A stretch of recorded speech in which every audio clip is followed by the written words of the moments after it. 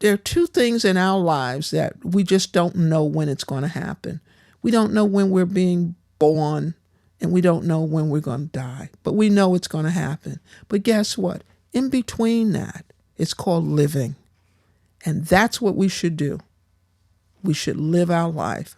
We should just take those chances and say, okay, so I failed. So what? You get up or you swim back to shore and you figure it out. And that's what I have to share. And I share it with the neighborhood. When Miss Brown opened her business in Clinton Hill, Brooklyn, she was, unbeknownst to her, under the watchful eye of the police department. Her art and framing store, the authorities expected, was surely a front for a drug operation. Her true intentions were soon proven, however, and today, nearly 30 years later, Miss Brown is still running the show at Simply Art and Framing, one of the oldest solely African-American female-owned businesses in New York City, where she designs and consults on custom framing, promotes and exhibits local artistic talent, and educates those curious to learn more about the world of art and its connection to our lives. An entrepreneur who walked away from a successful career with Ebony Magazine with a business idea driven by a passion for art and learning, Miss Brown is a vibrant contributor to her local community and the art community at large. I sat down with Miss Brown to hear more. This is my home away from home, and every piece has a story behind it. And we're going to play, what does this mean to you? And I can tell you the piece behind it. This one caught my eye. This one, very interesting. This was an artist. He's now teaching. He's a professor. Miss Brown is referring here to the artist Jimmy James Green. New York Stock Exchange. He sold many of the reproductions here. The original was introduced here where he actually had newspaper that he tore out. He later became the first African American to get a commission from MTA for the subway station, which was the first subway station to have art in it in Brooklyn, and it was at the Utica Avenue station. Now, what's another plus is that Augie phoned me a year and a half ago to tell me how much he appreciated what I did, but he wanted me to know that the Library of Congress bought over 80 of his prints. That one is the very first work created by Danny Simmons. Danny has probably been the most popular, most successful artist that came through my doors in '91. He's the older brother of Russell Simmons. Art is a form of expressing, I think, for artists, that is, expressing their vision of what they see in our world as they stand. And it digs deeper into a soul of the creator, and that's the artist. For the viewer or the buyer or the collector, there's a subtle connection that they get it. They either like what they see and they're so captivated and drawn by it that they may not understand the theory behind the approach that the artist used, if it's a formally trained artist. But they get it. So it's a very spiritual thing is how I see it. What turns me on may not turn you on. What you see may not be the same thing that I see. When you did leave your career, I remember you said that people gave you a hard time or they challenged you on the decision. Can you tell me more about that in terms of your mentality of sort of facing the unknown and walking away from what was a comfortable or safe situation to pursue something that was less certain? So with a career, my colleagues thought I had lost my mind. You know, they just kind of said, "Are you crazy?" What? And I said, I just got to try this, because if I don't do it now, I probably never will do it. You know, sometimes you just don't know the direction you want to go in, but there are things that you gravitate to, but you say it's not the right time and you kind of back up. And I just say, just keep doing it, keep moving in that direction, because things will cross your path that will say, no, you're not, you're not wrong. Like sometimes when you have this vision, being the author of your own dreams and your own ideas, it just amazed me how many people came out and said, it's not going to work, it's not going to work, it's not going to work. No, you can't do it. No one's ever done it again. Well, if you're a visionary, no one really has ever shared your vision before, And even if the idea thief comes along, they can only go as far as what you give them. They cannot take it any further because they're not the originator of that idea. And that crosses everything that you do. Everything. It just comes to us just like love at different points in our lives. And we shouldn't miss that opportunity. And even if you say no to it, there are other doors that open up. If I'm selling screwdrivers and people want to buy hammers, I better learn how to buy hammers and how to use it. If you say, no, I only sell screws and I'm not going to do anything but screws, you're going to die a natural death. Right. In 1991, coming from a collector's background, meaning that I was in a profession and had a career that allowed me to purchase artwork and support the art community through my purchasing. But I also enjoyed it. And when you enjoy something that's more like an interest, a special interest, or that becomes a hobby, or that becomes something that people turn to you because they know you're knowledgeable in, you just keep absorbing it. You want to do those things. So whenever I was on a business trip and I went to a different city or so, I would definitely go to the museums. I would see what shows were in. I'd try to understand what the galleries were doing, just as a special interest. Because I had access to so much research information because of the career, I started asking the what ifs, looking at statistics in terms of trends in consumerism. What would consumers start to buy over the next 5-10 years? What were the psychographics of that market? That's something that I did. Well, a long story short, the last frontier, particularly for middle class and upscale blacks, was art. I have this idea. I want to open a retail business that sells ethnic art. But I want to take it another step. I want people who are interested in African American, Caribbean, Latin American, and what was it? African American, Latin American, Caribbean American, Native American. Native American, right. I just thought I could open a business like this, satisfy what was projected as a growing market, and still keep my career. This would be a side thing. So after 3 months here in this location where we are right now, I had to literally quit my job. It had become that successful. And I didn't know what to do because I really that wasn't a part of the plan, was to leave my career. To be too good. Yeah, right. Yeah, that really wasn't a part of the plan. And I said, you know what? If this is something that you really want to do, you're going to get part-time results because of your part-time attention.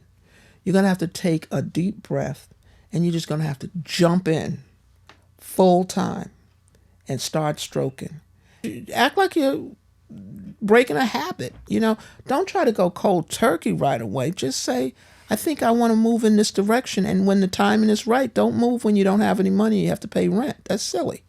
There is a balance between business and between your passion. And you should look at good business practice and open. For me, I had the research. And I had the money. So I said, you know what? This is what I looked at. I said, okay, if this money is going in retirement and I'm still young, I'm not that young now, and I'm still young, well, I don't know what's going to happen to me in 10 years. So why am I worried about this money for retirement when the chances of me starting a business or following a passion that says this is going no place but up, then I can make that money and put it back into any retirement, or I may be a very wealthy person if I stick with it. Well, wealth is something that I thought it meant money. So I could say I'm not a wealthy person, but wealth doesn't always mean money. In spirit and in practice, I feel very wealthy. It was very challenging, which I found out later. Fort Greene, Clinton Hill was not your best community to live in. It's like all little local neighborhoods throughout New York City. It went through the 70s where it was heavy influx of drug population. here, depressed areas, on poverty level in terms of services weren't available to people. Retailers was not a growth area. Retailers weren't coming in and what have you. It was somewhat on the upswing in the 90s or say the mid 80s or so, but there was not new businesses opening on retail side. So when I tried to get retail space, I was denied. A lot of that came to me that it was the neighborhood. And once the landlord asked, what type of business are you bringing in? If it was not a restaurant or a takeout food place, they weren't interested. So here I come marching in with prints, posters, and reproductions and custom framing. It was like, oh, yeah, right. And about 5 or 6 years later, one of the police officers who came in, who later befriended the gallery too, several of them who retired later, he told me, he says, I never thought you would make it here after we realized you were a legitimate business. I said, what are you talking about? Well, he retired, and this is why he told me. He said, I remember when your sign came in, and I said to my partner, oh, this is going to be an art and framing gallery? Well, they're really looking for some high-powered stuff coming through here.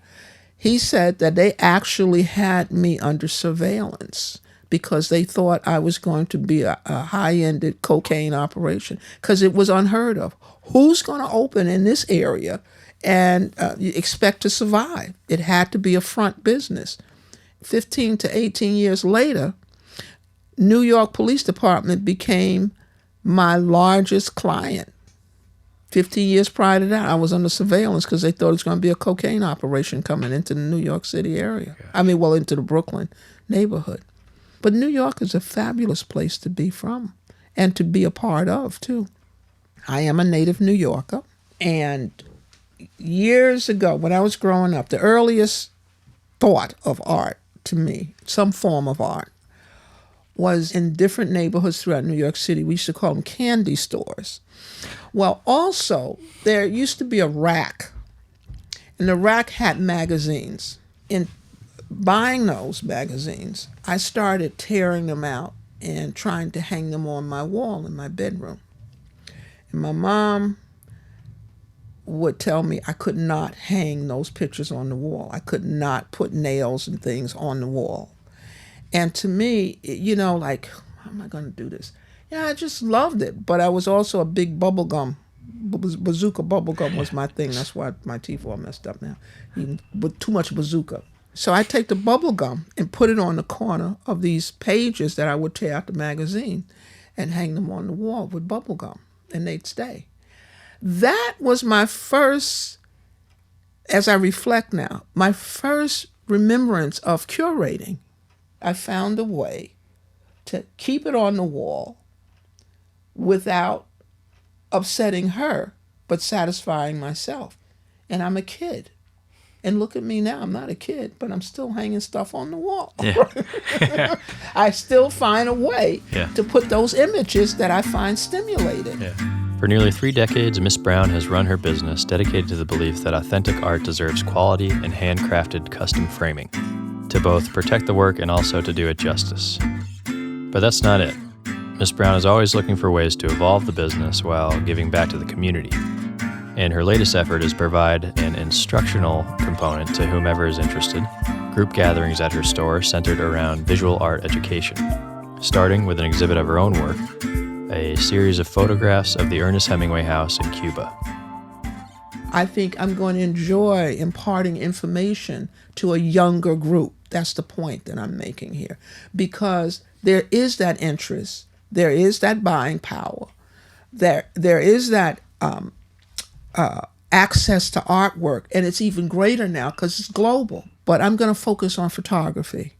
I'm going to take that and I'm going to focus on talks to the photographer or aspiring photographer or the hobbyist photographer, as well as the collector or the buyer of photographic work, or that person who may have an interest in it because they want to document or they want to understand a little bit more about the world of photography. So this is almost like your 101 from life experiences, but gearing it toward a particular group. And the attraction is going to be my photographs that I took in Cuba of the Hemingway house. Politically, it really hurts me to my heart when I know that programs are cut from school, filmmaking, photography. I'm talking about the visual arts now because there are different forms of arts. I think we're all born with some form of artistry, and if you want to work with your hands or if you want to work with your mind or your eyes, if you have that exposure, it allows you to express yourself or find your way as a person. If you cut that out from a young person, they're not going to develop. There's a developmental process, so it should be a part of your life as soon as you're able to open your eyes and talk. To think, what I think was my gift, and I continue to develop it. That's why I like to help artists and give back, because I do have a belief that if you keep it in the flow, it comes back to you. So if you give, you will receive. That's it for this episode. You can find Miss Brown at Simply Art and Framing in Clinton Hill, 583 Myrtle Avenue. Thanks to my co-creators, Caitlin Watkins and Aaron Mason. And as always, thank you all for listening. Take care.